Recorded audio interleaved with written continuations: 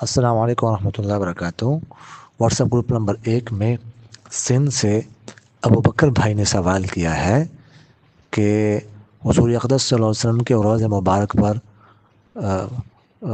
کتنی آواز سے درود شریف پڑھا جائے، کیونکہ قرآن پاک میں آتا ہے کہ تم اپنی آواز کو رسول کی آواز سے بلند نہ کرو، تو کتنی آواز سے ہم درود پڑھ سکتے ہیں؟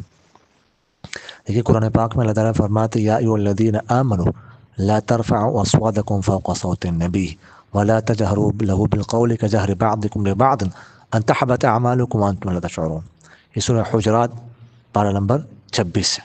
اس میں ہے کہ تم اپنی آواز کو رسول کی آواز سے بلند نہ کرو، تمہارے اعمال ضائع ہو جائیں گے۔ بالکل قرآن پاک میں موجود ہے، اور روز مبارک پر جا کر بھی آواز بلند نہیں کرنی چاہیے، اس لیے کہ سرور کونین صلی اللہ علیہ وسلم روز مبارک میں زندہ ہے، حیات ہے، ٹھیک ہے۔